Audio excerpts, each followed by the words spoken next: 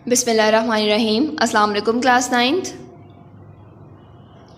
Chapter 6 solutions हमने start किया हुआ था, जिसका आज हम लास्ट टॉपिक डिस्कस करेंगे जी, comparison of solution, colloids and suspension. इस टॉपिक को मैंने दो पार्ट्स में डिवाइड किया है। पहले पार्ट में हम इसकी प्रॉपर्टीज़ को डिस्कस करेंगे और दूसरे पार्ट में हम उसको कंपेयर करेंगे, यानी जो आपकी बुक पर टेबल आपको मिलेगा कॉलॉइड, सॉल्यूशन और सस्पेंशन का, उसको हम कल डिस्कस करेंगे। और उस टेबल से पहले जो इनकी प्रॉपर्टीज़ बताई हुई हैं टिंडल इफ़ेक्ट के बारे में और वो सारी चीज़ें, उसको हम आज देखेंगे।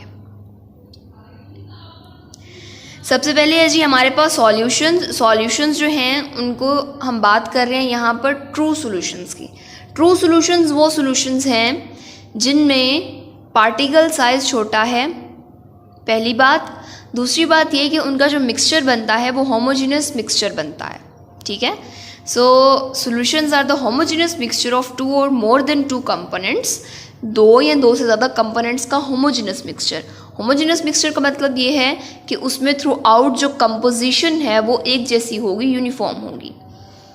और एक और इम्पॉर्टेंट चीज़ ये है कि each component is mixed in such a way that their individual identity is not visible, कि जो इंडिविजुअल आइडेंटिटी है कंपोनेंट्स की वो हमें नज़र नहीं आ सकती। जिस तरह से अगर आप इंक का एक ड्रॉप पानी में हल कर दो तो आप नहीं बता सकते हो कि इंक उसमें कहाँ पर प्रेजेंट है और वाटर कहाँ पर है, बिकॉज अब उन्होंने मिक्स होकर एक सॉल्यूशन बना लिया है।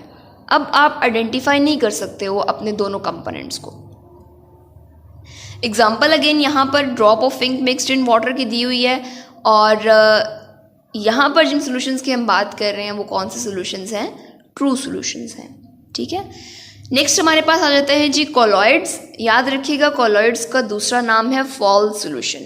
अगर आपको पेपर में क्वेश्चन फॉल्स सॉल्यूशन के नाम से आएगा तो आपने कंफ्यूज नहीं करना है, फॉल्स सॉल्यूशन का मतलब कॉलॉइड्स ही हैं। अब कॉलॉइड्स को फॉल्स सॉल्यूशन क्यों कहते हैं? बिकॉज इसमें जो पार्टिकल साइज है वो सॉल्यूशन की निस्बत थोड़ा सा बड़ा होता है। और दूसरी बात ये कि ये नज़र तो होमोजीनियस आते हैं, ऐसा लगता है इन्हें देखकर कि ये होमोजीनियस मिक्सचर्स हैं, लेकिन असल में ये हेट्रोजीनियस मिक्सचर्स हैं। असल में अगर हम इन्हें देखें मॉलिक्यूलर लेवल पर या पार्टिकल लेवल पर, तो इनमें यूनिफॉर्म कंपोजिशन नहीं होती उस तरह से जिस तरह से ट्रू सॉल्यूशंस में होती है। तो सबसे पहले यहाँ पर पार्टिकल साइज़ की बात की हुई है कि जो कॉलॉइड्स हैं उनका पार्टिकल साइज़ जो है, या उनके जो पार्टिकल्स हैं वो लार्जर हैं सॉल्यूशन से, लेकिन इतने भी लार्ज नहीं हैं कि वो हमें आम आंख से नज़र आ जाएं। लार्ज हैं सॉल्यूशन से, लेकिन हमें नेकेड आई से भी नज़र नहीं आते, ठीक है जी। The particles in such system dissolve and do not settle down for a long time. Particle size बड़ा है लेकिन इतना बड़ा नहीं है कि आम आंख से नजर आए। और दूसरी बात ये कि do not settle down for a long time, ज़्यादा टाइम के लिए अगर हम उस सॉल्यूशन को रखेंगे तो उसके पार्टिकल्स पेंदे में नहीं बैठेंगे। जिस तरह से आप अगर चॉक सॉल्यूशन देखो तो चॉक सॉल्यूशन को अगर आप थोड़ी देर के लिए रखो तो उसके पार्टिकल्स जो हैं वो उसके पेंदे में बैठ जाते हैं। इसी तरह से अगर आप जो है वो जेली को देखो तो जेली के पार्टिकल सेटल डाउन नहीं होते, तो जेली जो है वो कॉलॉइड है, और जिसके पार्टिकल सेटल डाउन हो जाएंगे वो हमारा नेक्स्ट जो है हमारा मिक्सचर है, यानी हमारा सस्पेंशन होगी वो, ठीक हो गया। देन हमारे पास आ जाता है जी टिंडल इफेक्ट। टिंडल इफेक्ट बड़ी इंपॉर्टेंट प्रॉपर्टी है जो कि सिर्फ और सिर्फ कॉलॉइड्स शो करते हैं इस प्रॉपर्टी को। ये है क्या, ये सुन लें ज़रा।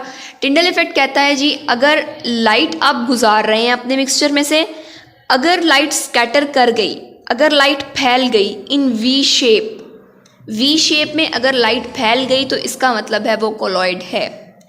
अगर लाइट नहीं फैली और वो सीधी पास कर गई तो वो सॉल्यूशन है।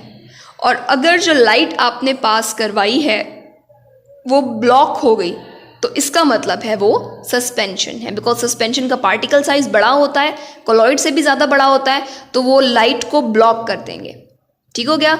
तो टिंडल इफेक्ट क्या है कि लाइट का स्कैटर हो जाना, किस वजह से? पार्टिकल्स की वजह से। किसके पार्टिकल्स की वजह से? कॉलॉइड्स के पार्टिकल्स की वजह से। कॉलॉइड के पार्टिकल्स इतने बड़े नहीं हैं कि लाइट को ब्लॉक कर दें, लेकिन इतने छोटे भी नहीं हैं कि लाइट को स्ट्रेट पास होने दें, बल्कि ये क्या करते हैं कि लाइट को स्कैटर कर देते हैं, लाइट को वी शेप में पास होने देते हैं, क्योंकि पार्टिकल साइज जो है वो बहुत ज़्यादा बड़ा भी नहीं है और बहुत ज़्यादा छोटा भी नहीं है। So the scattering of light in V shape is called as Tyndall effect. ठीक है जी। और टिंडल इफेक्ट सिर्फ और सिर्फ कॉलॉइड्स की प्रॉपर्टी है, सिर्फ और सिर्फ कॉलॉइड्स में ये प्रॉपर्टी है कि वो लाइट को स्कैटर कर सकते हैं। इसी प्रॉपर्टी की वजह से हम कॉलॉइड्स को फॉल्स सॉल्यूशंस कहते हैं, क्योंकि जो ट्रू सॉल्यूशंस हैं वो लाइट को स्कैटर नहीं करते। एग्जांपल्स हैं जी हमारे पास स्टार्च की, एल्ब्यूमिन की, एल्ब्यूमिन जो प्रोटीन है, सोप सॉल्यूशंस हैं तो सोप सॉल्यूशंस भी लाइट को स्कैटर कर देंगे। ब्लड है तो ब्लड में भी अपरेंटली हमें लगता है कि जी ब्लड की कंपोजिशन सेम है, हमें होमोजेनियस लगता है, और ब्लड के पार्टिकल्स हमें नेकेड आई से नज़र नहीं आते। कभी आपने ब्लड में आम आंख से सेल्स देखे हों? नहीं। तो आपको ब्लड में सेल्स नज़र नहीं आते, इसका मतलब है कि पार्टिकल्स कॉलॉइड्स के इतने बड़े नहीं होते कि वो आम आंख से नज़र आएँ। ठीक हो गया। उसके बाद हमारे पास है जी मिल्क, इंक, जेली और टूथपेस्ट। तो ये सारे सॉल्यूशंस जो हैं ये कॉलॉइड्स हैं और ये फॉल्स सॉल्यूशंस हैं जो कि लाइट को स्कैटर कर देंगे, और इनमें क्या शो होगा? टिंडल इफेक्ट शो होगा। अच्छा जी, यहाँ पर एक क्वेश्चन लिख लीजिएगा, why colloids are called as false solutions, कि कॉलॉइड्स को हम फॉल्स सॉल्यूशंस क्यों कहते हैं। यहाँ पर ये क्वेश्चन बन जाएगा जिसका आंसर आपके पास टिंडल इफेक्ट आ जाएगा और साथ में एग्जाम्पल आ जाएगी। ठीक है जी। अगर आपको टिंडल इफेक्ट का क्वेश्चन आएगा तो मैंने यहाँ पर हेडिंग बना दी है, आप इसकी डेफिनेशन लिखोगे, एग्जाम्पल लिखोगे, और टिंडल इफेक्ट के साथ एक बड़ी इंपॉर्टेंट चीज़ है वो है जी ये डायग्राम जो आप लोगों ने लाजमी बनानी है। सेकेंड वाली डायग्राम बनाएंगे। तो फर्स्ट वाली जो डायग्राम है वो शो कर रही है सॉल्यूशंस को जिसमें लाइट स्कैटर नहीं हुई बल्कि सीधी पास कर गई है, जबकि आप अगर सेकेंड डायग्राम को देखो तो उसमें जो लाइट है वो स्कैटर कर गई है, लाइट वी शेप में स्कैटर कर गई है। तो जो स्कैटरिंग ऑफ लाइट है ये सिर्फ और सिर्फ कॉलॉइड्स में होती है, यानी सिर्फ और सिर्फ कॉलॉइड्स टिंडल इफेक्ट को शो करते हैं, ना सॉल्यूशंस शो करते हैं ना ही सस्पेंशंस। ना सॉल्यूशंस लाइट को स्कैटर कर सकते हैं ना सस्पेंशंस। सॉल्यूशन लाइट को स्ट्रेट पास कर देंगे और सस्पेंशंस का पार्टिकल साइज बहुत बड़ा होता है, इसलिए वहां पर लाइट ब्लॉक हो जाएगी। नेक्स्ट हमारे पास आ जाती हैं जी सस्पेंशंस। सस्पेंशंस में फर्स्ट ऑफ ऑल सॉल्यूशन नज़र भी हेट्रोजीनियस आता है, होता भी हेट्रोजीनियस ही है, पार्टिकल साइज बहुत बड़ा होता है, इतना के पार्टिकल जो है वो अनडिजॉल्व रह जाते हैं और हमें आम आंख से नज़र भी आते हैं। ठीक है। सॉल्यूशन के भी पार्टिकल आम आंख से नज़र नहीं आते, कॉलॉइड के भी पार्टिकल आम आंख से नज़र नहीं आते, लेकिन जो सस्पेंशन है उसके पार्टिकल्स हम आम आंख से देख सकते हैं, हम नेकेड आई से देख सकते हैं। एग्जाम्पल्स है जी हमारे पास चॉक इन वाटर, जिस तरह से मैंने अभी आपको एग्जांपल दी कि अगर चॉक के सॉल्यूशन को आप थोड़ी देर के लिए रखोगे तो उसके जो पार्टिकल्स हैं वो सेटल डाउन हो जाएंगे, जिसका मतलब ये है कि उसका पार्टिकल साइज बड़ा है और उसका जो लाइट है अगर उसको हम पास करवाएंगे उसमें से तो वो भी ब्लॉक हो जाएगी। लाइट ब्लॉक क्यों होगी? पार्टिकल्स की वजह से अगेन। ठीक है। दूसरी एग्जांपल आ जाती है जिसमें हमारे पास मिल्क ऑफ मैग्नीशिया की।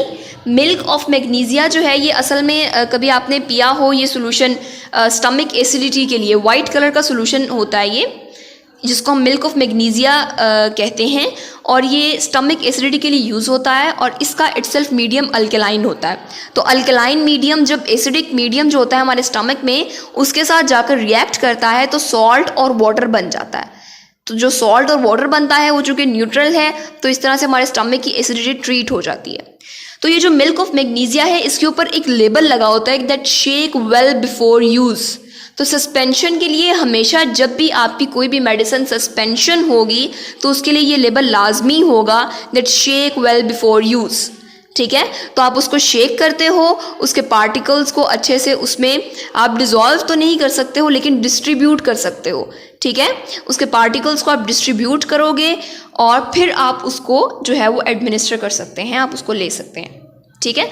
तो milk of magnesia another example जिसमें क्या बनता है जी मिल्क ऑक्साइड और वाटर की सस्पेंशन बनती है। So this is about today's lecture जिसमें हमने कंपैरिजन देखा सॉल्यूशन, कॉलॉइड्स और सस्पेंशन का। इसके बाद टेबल है जिसको हम नेक्स्ट लेक्चर में देखेंगे जो कि आपका लॉन्ग क्वेश्चन है, comparison of properties of solution, colloids and suspension. Thank you.